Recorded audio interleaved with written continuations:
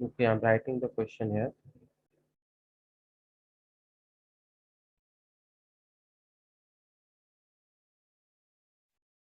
So B is given that it is a non-zero real number, right? B is a non-zero real number. Further, it says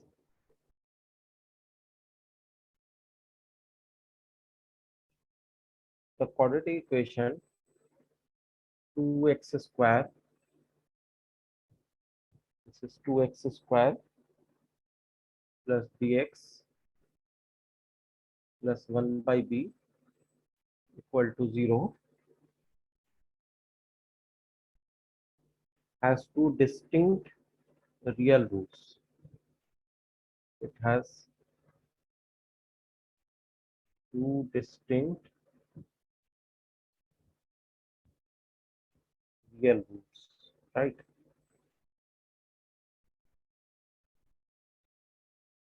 Then there are few options given, so I can give you those options. First option is b plus 1 by b is greater than 5 by 2.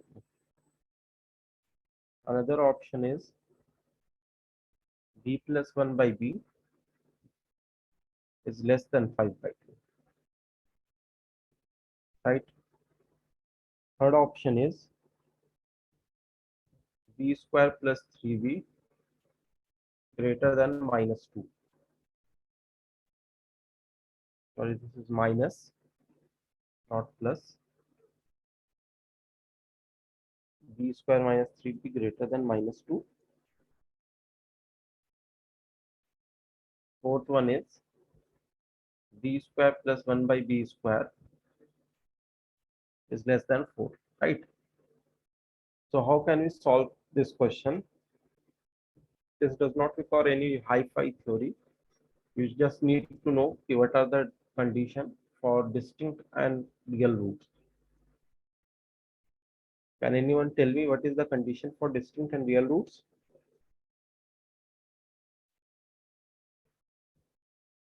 Discriminant is less than 0. Discriminant is less than 0. Anyone else? Discriminant is greater than Discriminant is actually greater than 0, not less than 0 for distinct and real roots. If the roots are imaginary, then discriminant is less than 0. So if we apply this particular condition here, so what is discriminant? B square minus 4ac. So b square minus 4 into 2 into 1 by b. This is greater than 0, which implies b square minus 8 by b is greater than 0. अब इस तरह का कोई option तो है नहीं, तो हम आगे अब इसको कैसे प्रोसीड करेंगे? So we'll write it like this: b cube minus 8 upon b is greater than 0, right? LCM ले लेंगे यहाँ पे. अब जब यहाँ पे एलसीएम लेंगे तो नेक्स्ट स्टेप में बताओ क्या होना चाहिए नेक्स्ट स्टेप में?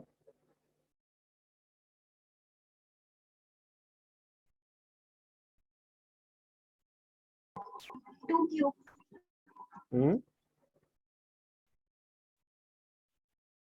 इसको तुम थोड़ा सा सिंप्लीफाई कर सकती हो. ए क्यूब माइनस बी क्यूब की आइडेंटिटी पता है सबको? क्या? Hello? The b cube minus 8 is greater than 0, then b cube. नहीं नहीं नहीं, b cube minus 8 greater than 0 कर सकते हो. नीचे का जो बी है वो निगेटिव है या पॉजिटिव है ये हमें नहीं पता है ना. अगर ये निगेटिव हो गया तब तो इनइक्वालिटी कुछ और हो जाएगी. तो हम a cube minus b cube की आइडेंटिटी लगा सकते हैं.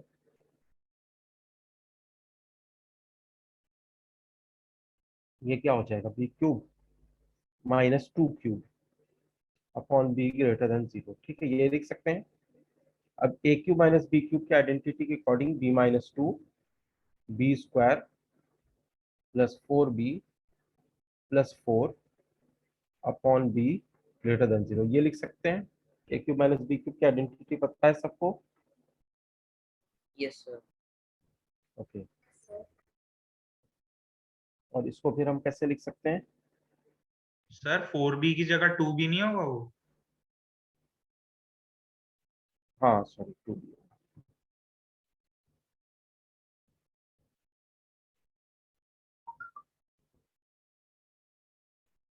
This would be 2b, a minus b a square plus b square plus a b. ठीक है, तो ये आ गया हमारे पास। अब इस B square plus 2b plus 4 जो हमारे पास है, उसको हम लिख सकते हैं b प्लस 1 का होल स्क्वायर। तो b square plus 1 plus 2b हो जाएगा प्लस 3, राइट, अपॉन b हो जाएगा। ऐसा लिख सकते हैं, इसमें किसी को कोई इश्यू तो नहीं है? Yes, No, sir. ओके, यहाँ तक नोट कर लो, फिर मैं क्वेश्चन को थोड़ा इरेज करूंगा सर और आपने आगे। कंप्लीटिंग द स्क्वायर लगाया उसमें लास्ट हाँ तक? हाँ, कंप्लीटिंग दिस लगा है, वो ए प्लस बी होल स्क्वायर की जो आइडेंटिटी होती है वो लगा दिया। तो b square plus 2b plus 4 को हम ऐसा भी लिख सकते हैं ना, b square plus 2b plus 1 plus 3, और B square plus 2b plus 1 को हमने b प्लस 1 का होल स्क्वायर कर दिया।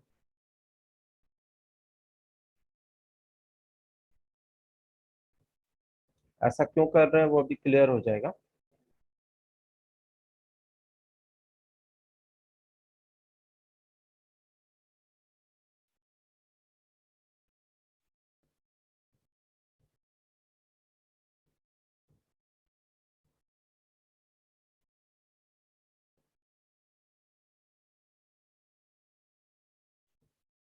क्वेश्चन लिख लिया है ना सबने?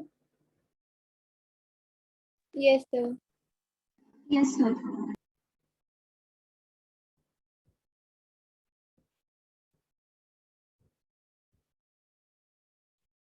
तो अब हमारे पास ये जो टर्म है b plus 1 whole square plus 3, this term will always be positive. ठीक है, क्योंकि ये स्क्वायर में 3 को ऐड किया जा रहा है, तो this will always be positive. तो बाकी b माइनस 2 बाई बी बचा, तो b minus 2 by b needs to be positive, तब ओवरऑल टर्म पॉजिटिव हो जाएगी। तो वेवी कर्व मेथड से एज वी नो कि इसका जो पोल है वो 0 है, और जो 0 है वो 2 है, तो ये हो जाएगा प्लस माइनस प्लस। तो इससे हमें कि b का जो रेंज है वो मिलेगा minus infinity to 0 union 2 to 2 included है यहाँ पे, नहीं 2 इंक्लूडेड नहीं है क्योंकि ग्रेटर देन 0 इक्वल टू 0 नहीं है, तो 2 भी इंक्लूडेड नहीं होगा। तो minus infinity to 0 union 2 to infinity, ये वो रेंज आ रहा है जो b कवर कर सकता है। This is the range which b can cover. अब हमें ऑप्शन में आना है कि कौन सा ऑप्शन है जो इसके अकॉर्डिंग सेटिस्फाई कर रहा है। ये हमारा आंसर आ गया, लेकिन अभी आंसर हम ऑप्शन से कैसे मैच करेंगे, हमारा कौन सा ऑप्शन सही ऑप्शन है। This is your answer, that is fine, लेकिन ऑप्शन कौन सा होगा ये अब हमें डिसाइड करना है। तो we will simplify all the options.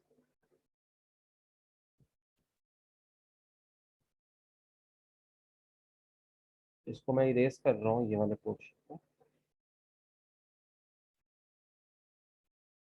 मान लो सबसे पहले हम इस ऑप्शन को चेक करना चाहते हैं, b plus 1 by B greater then 5/2। तो इससे आएगा 2b square minus 5b plus 2 greater than 0, ये लिख सकते हैं हम लोग। तो इससे इसको वेवी कर्व में इसका मिडिल टर्म स्प्लिटिंग करके करेंगे, तो 2b माइनस 1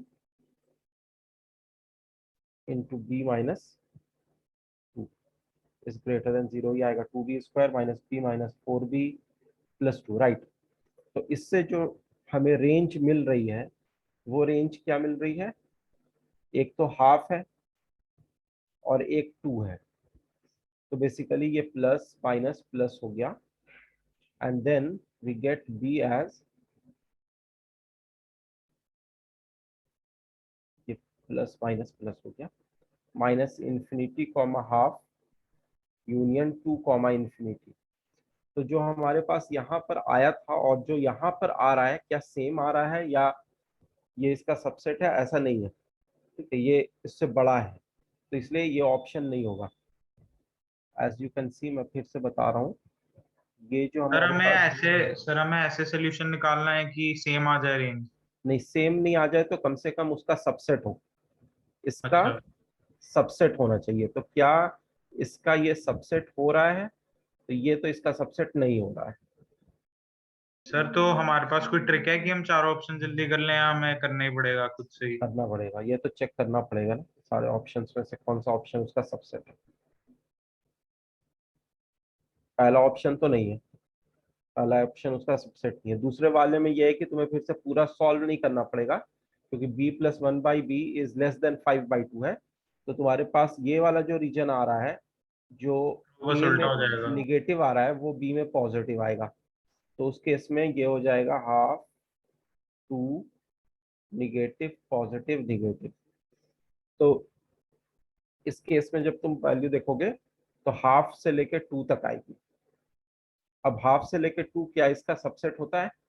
वो तो बिल्कुल ही नहीं होता है, बिल्कुल म्यूचुअली एक्सक्लूसिव है, कॉमन भी कुछ नहीं है। फिर उसके बाद हम लोग किस में आएंगे? उसके बाद हम लोग सी में आएंगे, third option.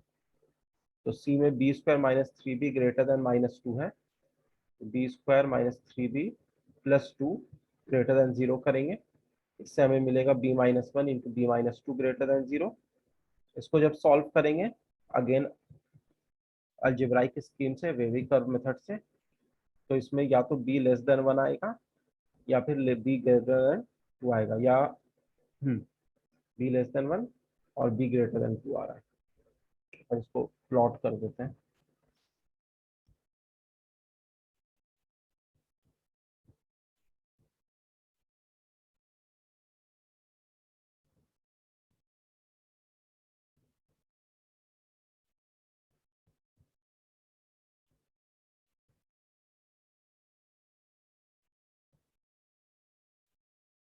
One two plus minus and then we have plus. तो बेसिकली b या तो 2 से बड़ा होगा या तो 1 से छोटा हो रहा होगा।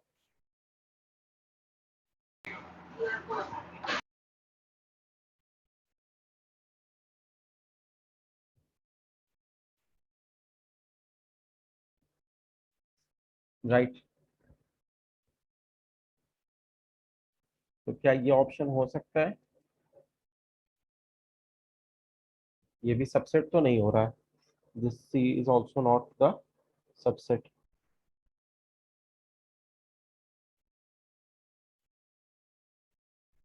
क्वेश्चन वाज आस्किंग कि देन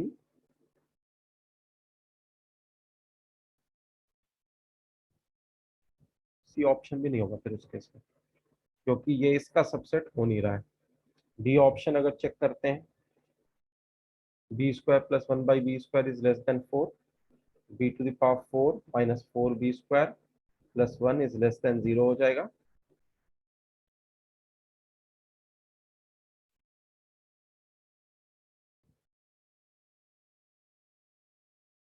इसका भी कोई चांस नहीं आ रहा है कि हो पाएगा।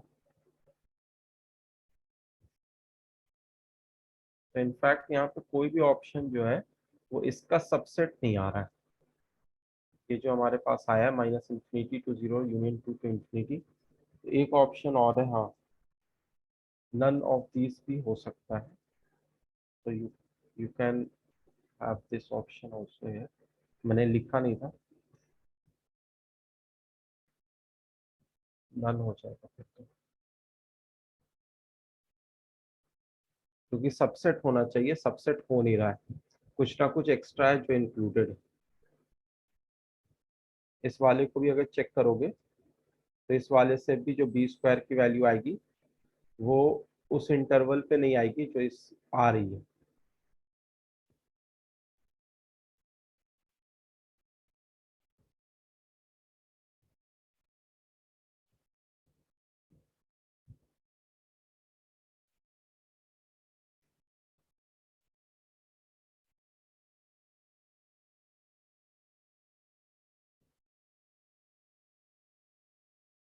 ये होता है।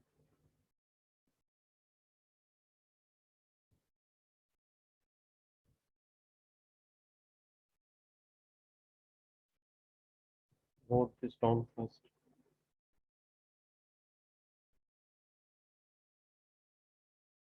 क्वाड्रेटिक पे ही एक क्वेश्चन और है जो मैं देना चाहूंगा। ये वाला भी क्वाड्रेटिक पे था, नेक्स्ट वाला भी क्वाड्रेटिक पे है।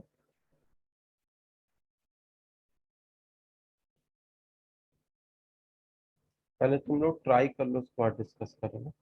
The question says that px is equal to x square plus ax plus b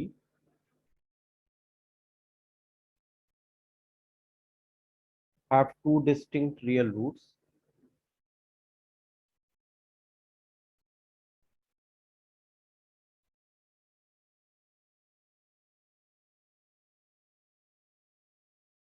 where ab are real numbers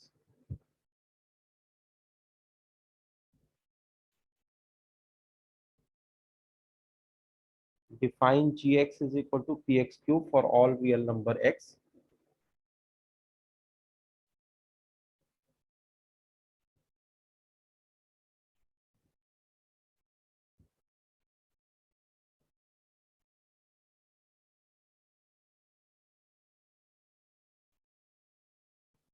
So इसमें g के बारे में एक तो बताना है कि how many distinct real roots it is having,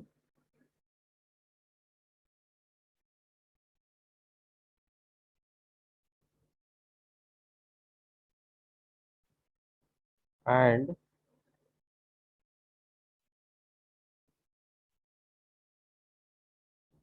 पहले यही बताओ, पहले ये चीज बताना।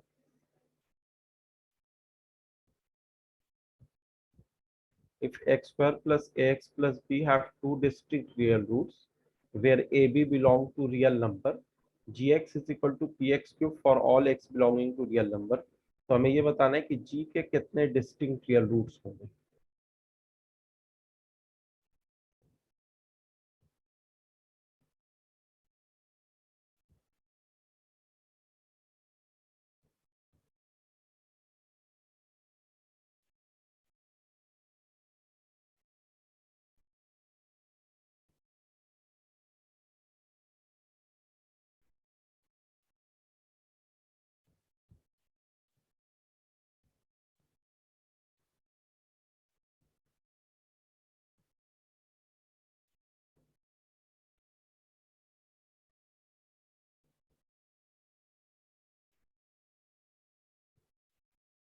Next question I will give you on sequence and series.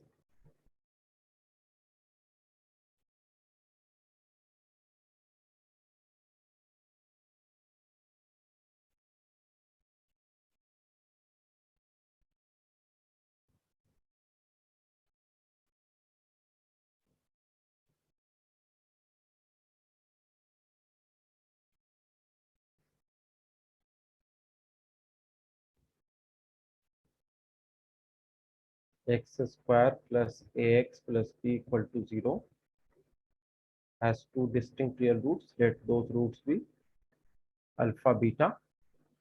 उसके बाद आगे प्रोसीड करना। अगर हम gx को px क्यूब मानते हैं तो x to the power 6 plus ax cube plus b equal to 0 के कितने डिस्टिंक्ट रियल रूट्स होंगे। यही हो ना क्वेश्चन को, अगर तुम इस तरीके से फॉर्मुलेट करो तो क्वेश्चन यही हो गया।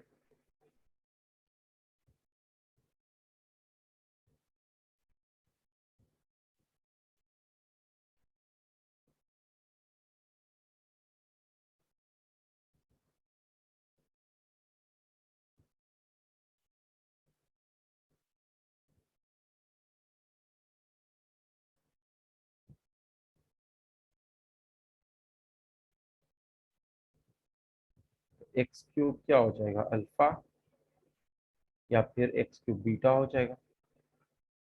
मान लो कि एक्स क्यूब अल्फा है, तो इसके कितने रियल रूट्स आएंगे बता सकते हो?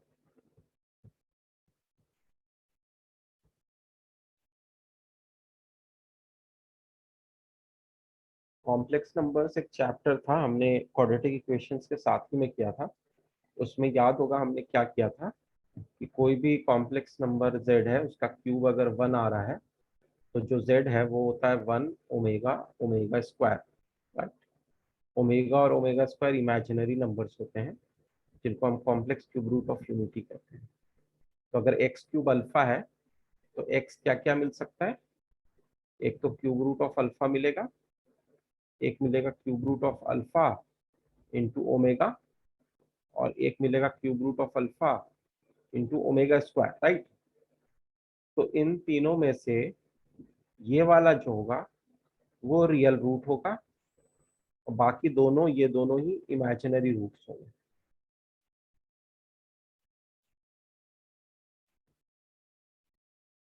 उसी तरीके से अगर एक्स क्यूब की वैल्यू बीटा है तो एक्स क्या मिलेगा? क्यूब रूट ऑफ बीटा, और इसी तरीके से ओमेगा और ओमेगा स्क्वायर के साथ मल्टीप्लाई होकर मिलेगा। तो यहाँ पे भी रियल रूट एक ही होंगे। तो तुम ये कह सकते हो कि there are total 2 real roots here also.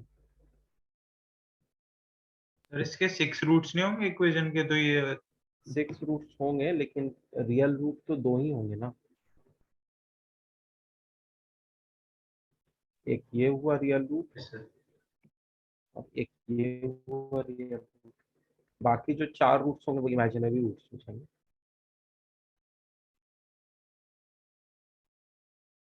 Is it okay? Yes.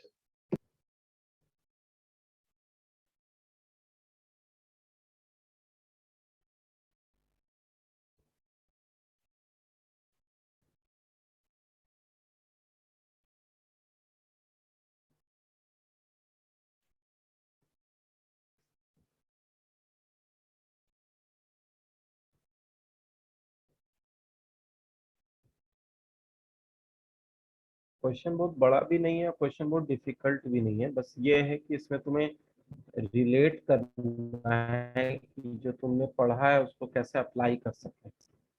जैसे नॉर्मली कॉम्पिटिटिव क्वेश्चन जो होते हैं वो डिफिकल्ट होते हैं, लेकिन यहाँ पर उस तरीके से डिफिकल्ट नहीं है जिस तरीके से बाकी में होते हैं। इसमें तुम्हारे टी के एक रियल रूट होते हैं, बाकी 2 इमेजिनरी रूट्स होते हैं, और इस कॉन्सेप्ट को अप्लाई कर दे रहा है। Now we have studied sequence and series also. So if I want to give you a question on sequence and series, it says let n greater than equal to 1 be an arithmetic progression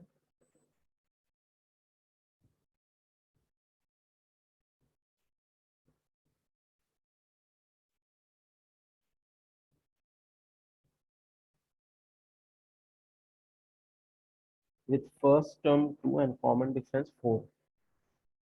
With first term 2 and common difference 4.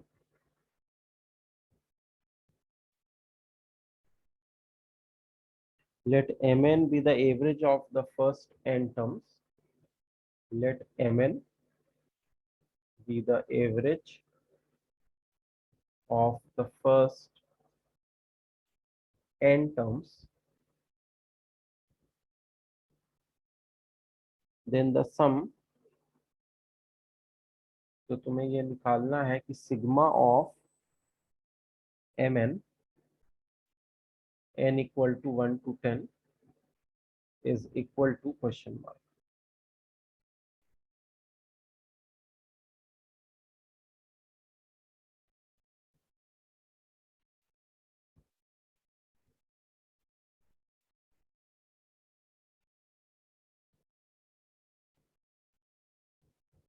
Sir initially क्या है वो, A N N greater than equal to n greater than equal to 1 मतलब इस जैसे normally हम लेते हैं sequence के टर्म्स हम किस तरीके से लेते हैं, हम लेते हैं a1 a2 a3 so on an। तो यही लिखा हुआ है कि an n greater than equal to 1 be an arithmetic progression, so this is an arithmetic progression।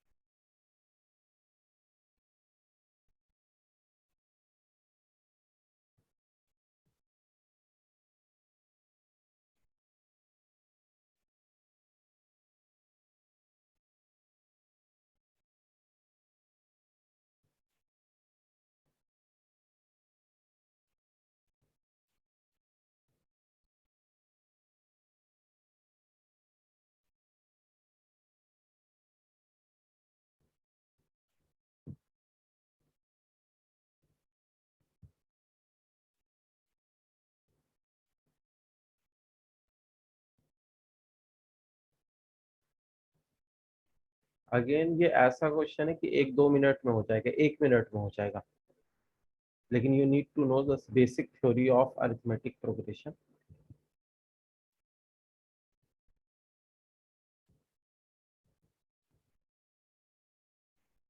Sir हाँ बोलो। सर 19 है इसका आंसर। नहीं 19 नहीं है।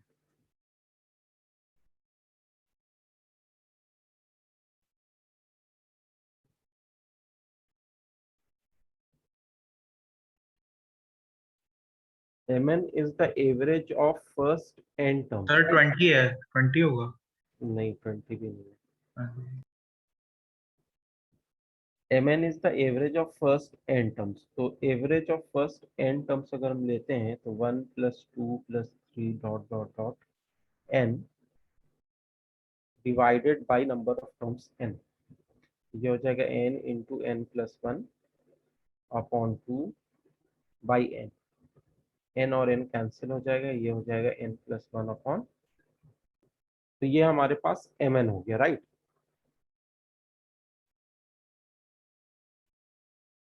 Now if you want to find out mn का sigma n equal to 1 to 10, मतलब तुम क्या चाह रहे हो कि m1 + m2 + m3 so on till m10। तो m1 की वैल्यू क्या आ रही है, 1 + 1/2 1 आ जाएगी। m2 की वैल्यू क्या आएगी, 2 + 1/2, राइट, तो 3/2 आ जाएगी।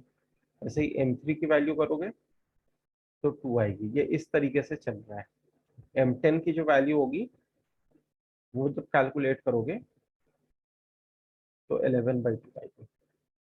10 + 1 11/2, राइट। अच्छा इसका sorry sorry sorry sorry sorry एक गलती कर दी मैंने।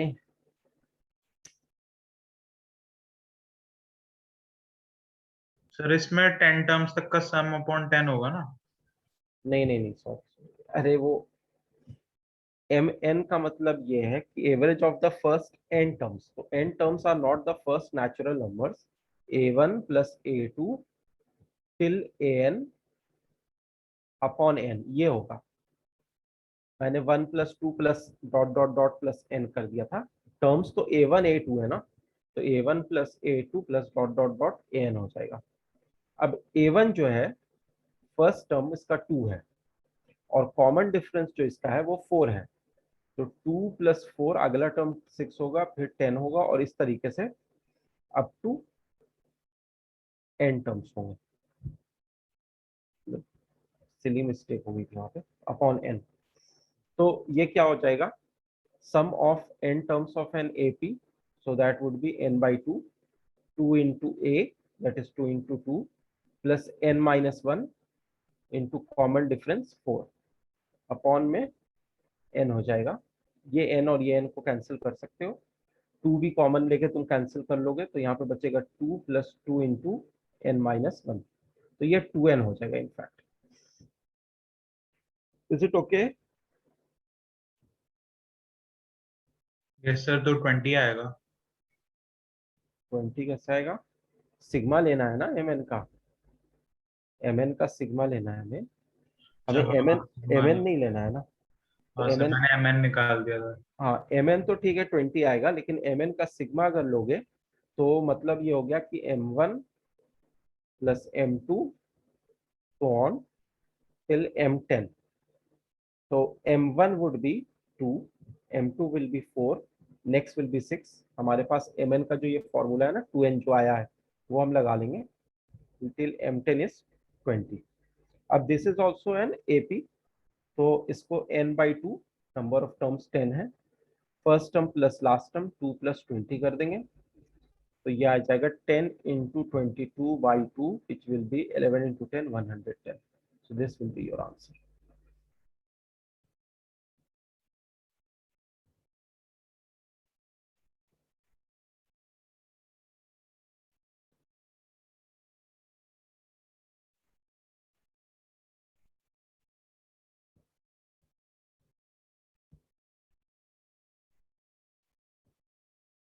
इनफैक्ट अगर तुम इसकी थ्योरी देखो जो हम इसमें यूज कर रहे हैं, वो 10th के AP की भी थ्योरी नहीं है, वो सॉरी 11th के AP की भी थ्योरी नहीं है, वो 10th के AP की थ्योरी है। तो जिसने 10th क्लास का सीक्वेंस एंड सीरीज चैप्टर किया होगा, अरिथमेटिक प्रोग्रेशन का, वो भी ये क्वेश्चन कर सकता है।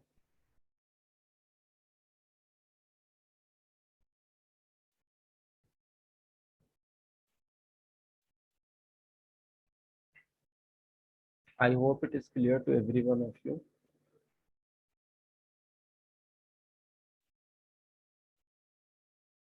अगर किसी को कोई डाउट है किसी स्टेप में तो पूछ लो।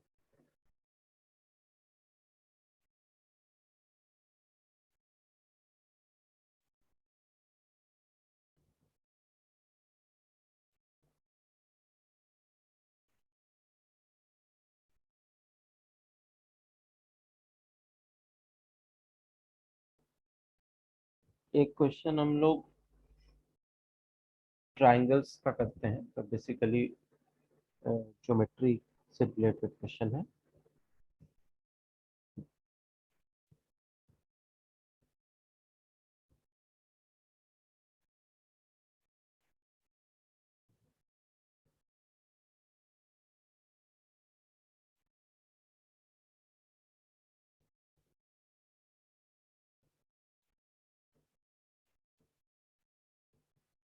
Sir sum of natural numbers का क्या था? n+1/2 होता है ना? हाँ,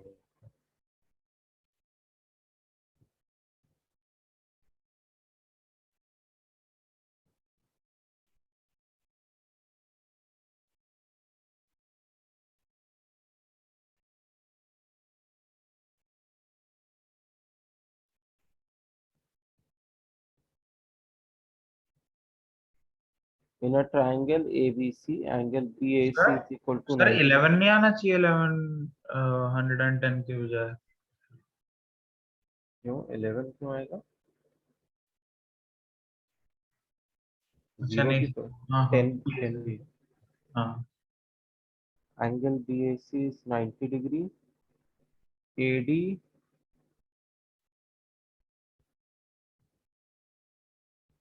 is the altitude from A on BC.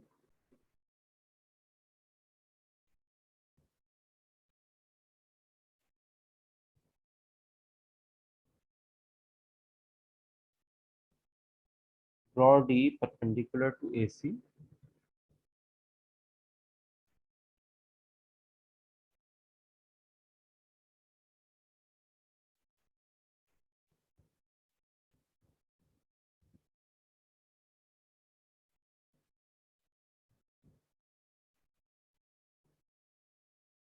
And DF perpendicular to AB.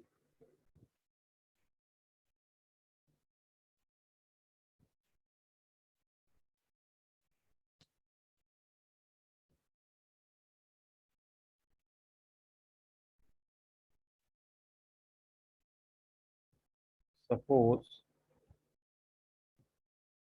AB is equal to 15 and BC is equal to 25. then find the length of EF. इसका एक बार figure बना लो, उसके बाद इसको अप्रोच करो.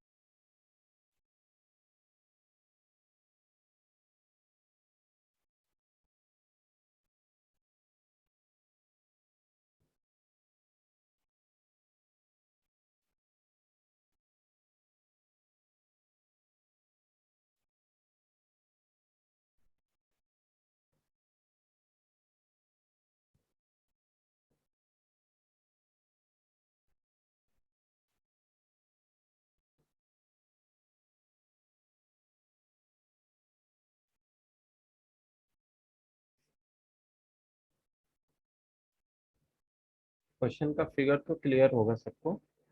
हम एक हाँ सर. राइट ट्रायंगल ले रहे हैं ना.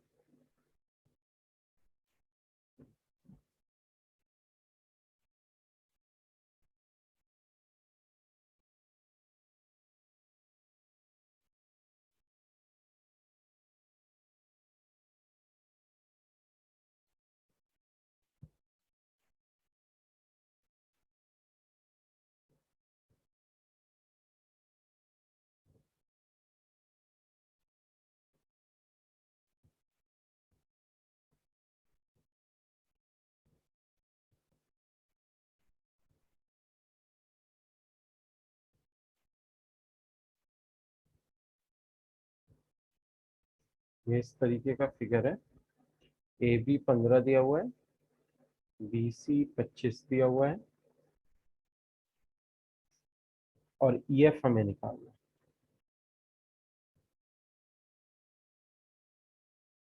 EF is basically this line.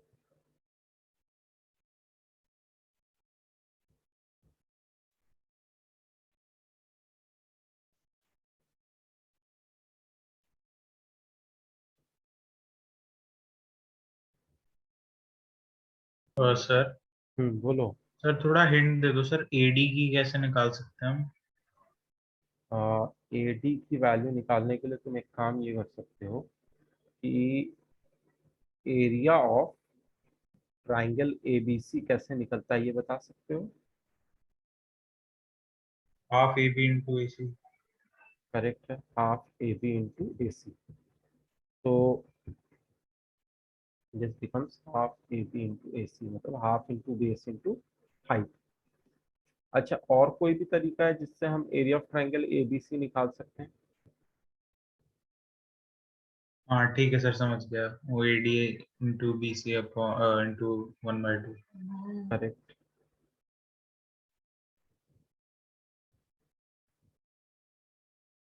जब हम BC को बेस लेंगे तो हाइट AD हो जाएगा.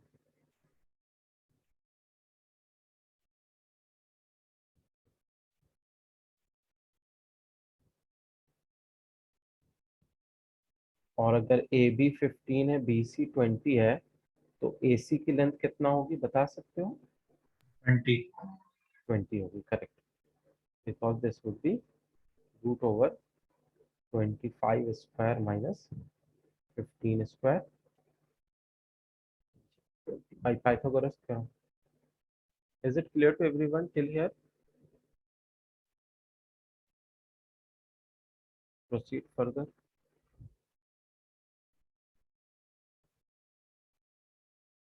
सर 36 है आंसर EF का.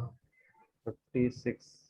चेक करना पड़ेगा, रुको। Half into a b is coming out to be 15, a c is coming out to be 20, here half into BC is coming out to be 25, and AD we don't know, so when we calculate AD, this will become 300 by 25, which is 12. AD तो 12 आ रहा है, sir 12 भी होगा, 12 होगा 12 होगा EF। ना। हाँ sir EF और भी 12। EF is equal to AD, और EF AD के बराबर इसलिए है क्योंकि तुम ये स्क्वायर हो जाएगा वो। स्क्वायर नहीं, रेक्टेंगल होगा। दिस इज A, हाँ sir sorry rectangle. This is E, this is D, this is F, और एक रेक्टेंगल का दोनों डायगोनल इक्वल होता है, तो अगर हमने AD निकाल लिया है तो वो EF के बराबर होगा, that would be 12। Again as you can see, इसमें भी बहुत डिफिकल्ट थ्योरी नहीं लग रही है, we are concerned with basic theory only, बस इसमें एप्लीकेशन पार्ट अच्छा है।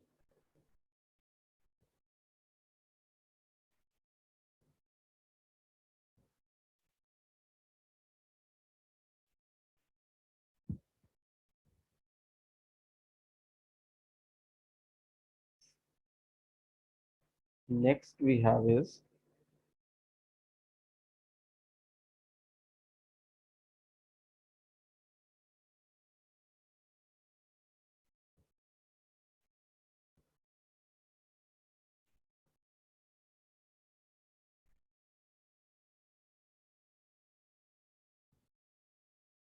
the sides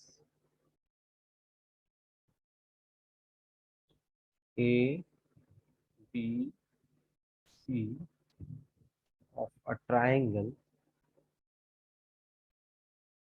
satisfy the relations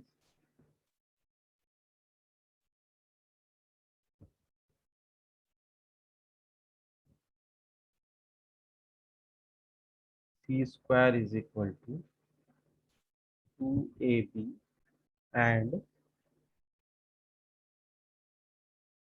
A square plus C square is equal to 3B square.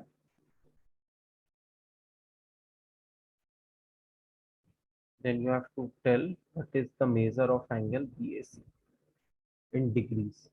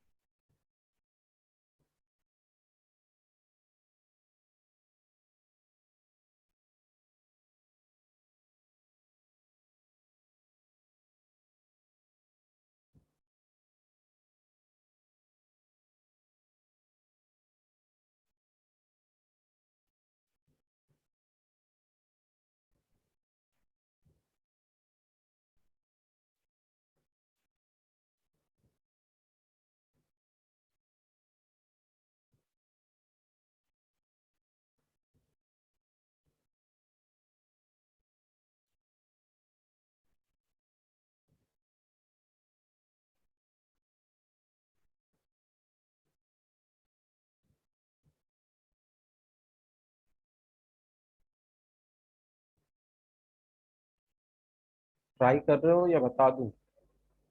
Try कर रहे हैं सर, 1 मिनट।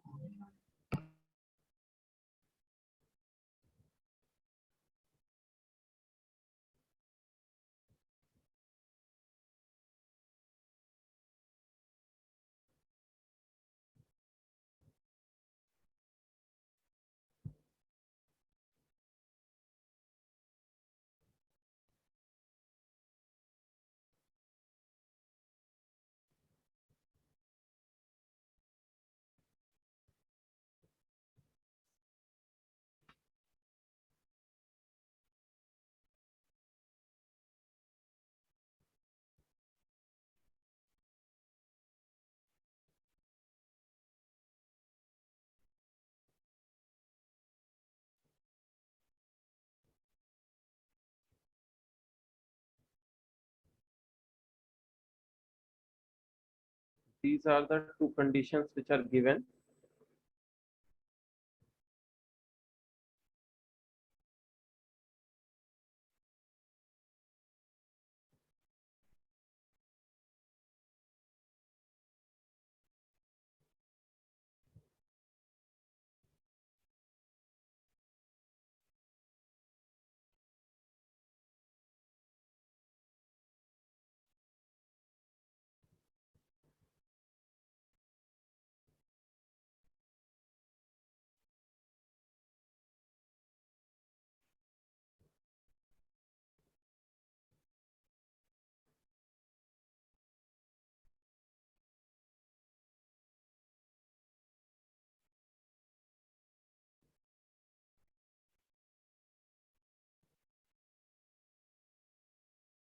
तो सर बी ए सी में बी के ऑपोजिट बी साइड है और ऐसे है ना। हाँ, सर एक मिनट सर, हो ही गया।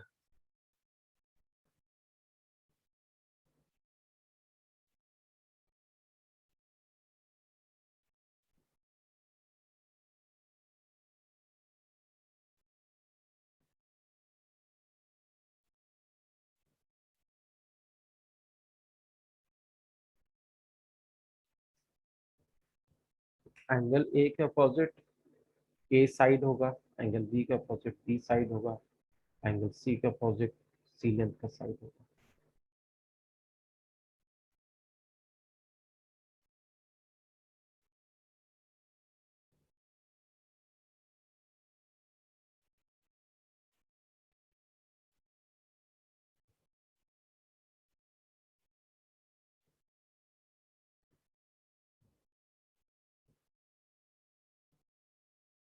सर Should I 90 डिग्री है, 90 डिग्री। एंगल बी ए सी 90 डिग्री नहीं होगा। अच्छा नहीं सर, 45 होगा। हाँ, 45 इज द करेक्ट आंसर। हाँ सर, वो मैंने गलत ले लिया था। तो बेसिकली अगर तुम ये दोनों इक्वेशंस को ले रहे हो तो ए स्क्वायर और सी स्क्वायर को तुम रिप्लेस कर सकते हो 2ab से। तो when we replace C square by 2ab, this becomes like this is equal to 3b square. फिर इसको तुम A square plus 2ab minus 3b square equal to 0 लिख सकते हो। इसके बाद मिडिल टर्म स्प्लिटिंग कर सकते हो, तो a इंटू ये ए स्क्वायर हो जाएगा, इसको तुम लिख सकते हो 3ab minus a b, which will be 2ab minus 3b square equal to 0। उसके बाद पहले दो टर्म में से a कॉमन हो जाएगा तो a प्लस 3b होगा, और लास्ट के टू टर्म में से माइनस b कॉमन हो जाएगा तो a प्लस 3b ये भी होगा equal to 0। This will become a plus 3b into a minus b equal to 0। इससे हमें क्या मिल रहा है कि या तो a माइनस 3b के बराबर होगा, जो पॉसिबल नहीं है। एक साइड दूसरे का निगेटिव कैसे हो सकता है, साइड इज ऑलवेज पॉजिटिव। दूसरा ऑप्शन है a is equal to b। तो हाँ, ये हो सकता है कि a is equal to b हो। अब जब a is equal to b होगा तो क्या होगा, हमारे पास जो रिलेशन दिया हुआ था सी स्क्वायर इक्वल टू 2ab, तो सी स्क्वायर 2ab को हम फिर लिख सकते हैं C square 2a into A square, which means C is equal to root over 2a। यहाँ से हम कह सकते हैं वो राइट ट्रायंगल है, C square equal to 2a square C. हाँ, इस ये दो रिलेशन से एक तो हमें ये पता चल रहा है कि ए और बी बराबर हैं और सी रूट 2a है, तो इसका मतलब ये है कि it is a right angle triangle. तो ये जो लेंथ है 90 डिग्री, इसके अपोजिट में सी है which is root over 2a, और एक साइड a है और दूसरा साइड भी a है क्योंकि a is equal to b। You are getting this. Yes, तो बाकी दोनों सर 45 होंगे। बाकी दोनों साइड बराबर हैं तो दोनों एंगल भी बराबर होंगे, तो therefore angle angle b is equal to angle a is equal to 45 degree.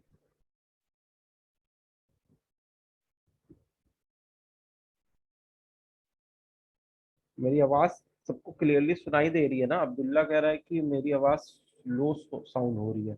नहीं सर, सही है। अब्दुल्ला, तुम्हारा हो सकता है कि माइक में सर उसमें। आवाज तो क्लियर आ रही है लेकिन लो आ रही है थोड़ी। ओके, तो हो सकता है तुम्हारे हेडफोन में कोई इशू हो, क्योंकि मेरे एंड से तो सब ठीक है। सर बाकी क्लासेस में तो लाउड ही आ रही है टीचर्स की, पता नहीं। ओके, मैं चेक कर लूंगा एक बार, कुछ इशू होगा तो मैं चेंज कर लूंगा अपना हेडफोन।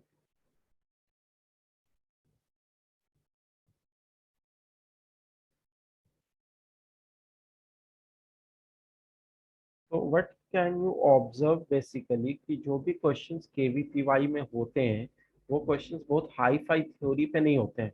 इनफैक्ट अगर आज जो हमने क्वेश्चंस डिस्कस किए हैं सब प्रीवियस ईयर केवीपीवाई में आए हुए क्वेश्चंस हैं, और इन सब की अगर तुम थ्योरी देखो तो किसी ने क्लास 10th भी कर लिया होगा अच्छे से, तो वो भी ये सारे क्वेश्चन सॉल्व कर सकता है। जरूरी नहीं कि क्लास 11th की थ्योरी करने के बाद ही ये क्वेश्चन सॉल्व हो।